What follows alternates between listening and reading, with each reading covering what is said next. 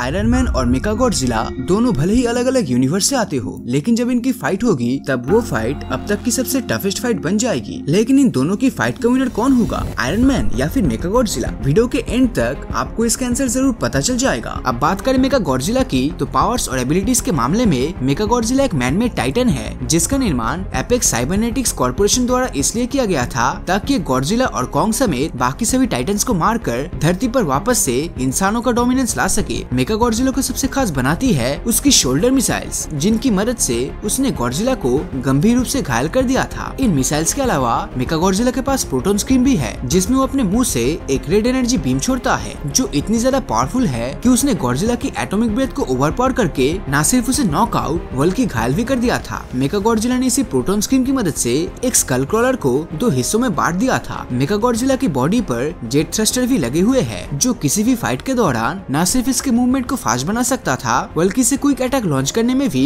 Help करता था। बात करें एनर्जी चार्ज पंचेस और किक्स की, तो यही वो दो चीज है जिनकी वजह से गॉडजिला से हुई क्लोज कॉम्बैट फाइट में मेका गॉडजिला उस पर बहुत ही ज्यादा भारी पड़ रहा था। दरअसल हॉलो अर्थ की एनर्जी मिलने के बाद मेका गॉडजिला बेहद ही पावरफुल हो गया था और ये एनर्जी उसने अपने किक्स और पंचेस में भी कन्वर्ट कर ली थी, जिससे वो कॉन्ग और गॉडजिला दोनों पर एक साथ भारी पड़ गया। शायद ही आपको मालूम हो कि मेका गॉडजिला की टेल पर एक ड्रिल भी फिक्स है, जो कि इतनी ज्यादा खतरनाक है कि मेका गॉडजिला उसके इस्तेमाल से मॉन्स्टरवर्स के किसी भी बींग की जान ले सकता है। हालांकि गॉडजिला और कॉन्ग से हुई फाइट में मेका गॉडजिला ने अपनी इस ड्रिल का यूज ही नहीं किया था, लेकिन अगर वो इसे यूज कर पाता तब हो सकता है कि गॉडजिला और कॉन्ग दोनों की ही जान चली जाती। आयरन मैन और उसके मार्क 85 आर्मर की, जिसका निर्माण टोनी स्टार्क ने खुद किया था। टोनी स्टार्क एक जीनियस बिलियनर और फिलेंथ्रोपिस्ट है, जो धरती के माइटिएस्ट हीरोज एवेंजर्स का हिस्सा है। अपने आर्मर्स को बनाने की शुरुआत टोनी ने तब की थी जब वो अफगानिस्तान में एक टेररिस्ट ऑर्गेनाइजेशन की कैद में था, जहां उसने अपनी जान बचाने के लिए एक केव के अंदर अपना फर्स्ट आर्मर बनाया था और यही से उसका आर्मर बनाने का सिलसिला शुरू हुआ। आयरन मैन के अब तक का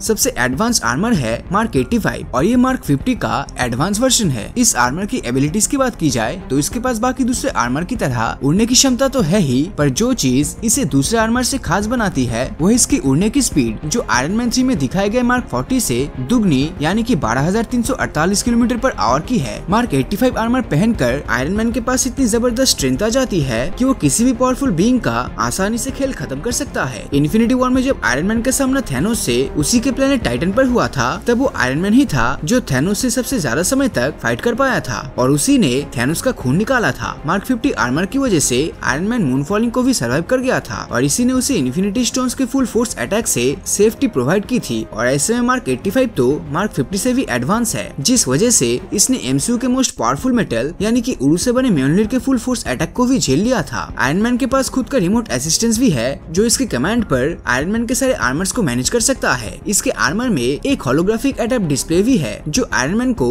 उसके सामने के किसी भी चीज की इंफॉर्मेशन देती है। इस सब के अलावा आयरन मैन के पास जार्विस और फ्राइडे नाम की बहुत सी आर्टिफिशियल इंटेलिजेंस भी है, जो उसके वॉइस कमांड से ही सारे बताए गए एक्शंस को परफॉर्म कर देता है। मार्क 85 की one of the best abilities की बात करें तो वो है लाइटनिंग रिफोकसर, जिसका यूज हमें एंड गेम मूवी के अंदर देखने को मिला था, जहां थॉर ने एक अटैक के दौरान अपनी लाइटनिंग पावर को आयरन मैन के पीछे फोकस कर दिया था और फिर आयरन मैन ने इस पावर को अपने आर्क रिएक्टर की पावर के साथ मिलाकर थैनोस पर छोड़ दिया था। लाइटनिंग रिफोकसर के साथ साथ आयरन मैन के पास रिपल्सर भी मौजूद है, जिनकी मदद से वो ब्लास्ट और फायर बीम भी छोड़ सकता है। आर्क रिएक्टर की वजह से चलने वाले ये रिपल्सर इतना ज्यादा पावरफुल होते हैं कि ये एक ही अटैक से ह्यूमंस की जान ले सकता है और किसी भी मेटल और स्टोन्स को डिस्ट्रॉय कर सकता है। आयरन मैन के मार्क 85 आर्मर में यूनिबीम भी है, जो बहुत ही ज्यादा पावरफुल है और इसके चेस्ट से फायर निकलती है, लेकिन क्योंकि इस यूनिबीम को फायर करने में आर्क रिएक्टर की बहुत ही ज्यादा पावर लग जाती है, इसलिए आयरन मैन इसे बहुत ही कम यूज करता है। यूनिबीम के साथ साथ आयरन मैन लेजर अटैक्स का भी यूज कर सकता है, जो किसी भी चीज को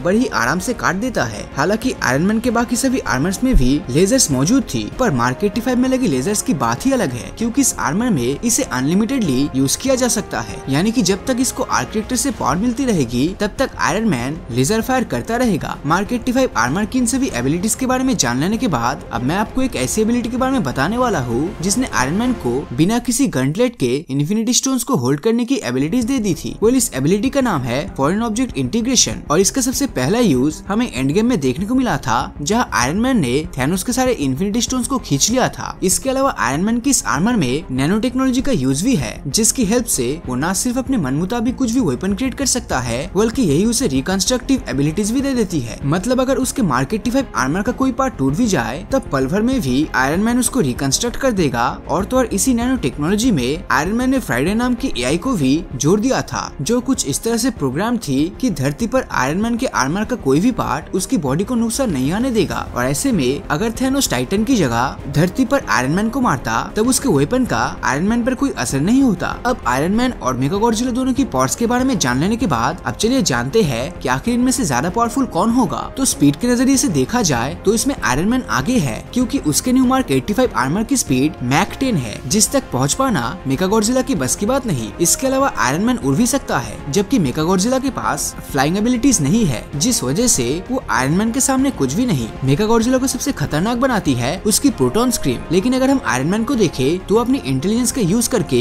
एक ऐसी शील्ड बना सकता है जो प्रोटॉन स्क्रीम को आराम से रोक लेगा, क्योंकि एंड गेम में आयरन मैन ने इन्फिनिटी स्टोन के उस पावर अटैक को भी शील्ड कर लिया था जो पूरे प्लेनेट को तबाह कर सकता है। मेगागॉडजिला एक मैन मेड टाइटन है और इसने बेशक ही गॉडजिला और कॉन्ग को टफ फाइट दी है, पर इसका मतलब ये बिल्कुल भी नहीं कि आयरन मैन को ओवरपावर कर जाएगा। अगर हम इन दोनों की पावर और एबिलिटीज पर नजर डाले तो ये हमें अच्छे से समझ आ जाएगा कि आयरन मैन मेगागॉडजिला से हर मामले में आगे है। और अगर मेगागॉडजिला के पास कोई एडवांटेज है तो वो है सिर्फ उसके साइज का। हालांकि आयरन मैन को साइज से भी ज्यादा असर नहीं पड़ेगा, क्योंकि हमने देखा है कि वो कई बार अपने से बड़े साइज वाले ओपोनेंट्स को भी आराम से हरा चुका है और ऐसे में मेगागॉडजिला उसके सामने कुछ भी नहीं। लेकिन दोस्तों, आपको क्या लगता है, अगर इन दोनों के बीच में फाइट होती है तो उसमें विनर कौन होगा? नीचे कमेंट करके जरूर बताना। और अगर ये वीडियो आपको अच्छा लगा हो तो इस वीडियो को लाइक और अपने दोस्तों के साथ शेयर करना मत भूलना। और अगर अभी तक आपने हमारे चैनल को सब्सक्राइब नहीं किया है तो सब्सक्राइब करके नोटिफिकेशन बेल को ऑन कर दीजिए, क्योंकि मैं ऐसी वीडियोस हर हफ्ते लाता रहता हूँ। तो मिलता हूँ आपसे अगली वीडियो में, और हमेशा की तरह थैंक्स फॉर वॉचिंग।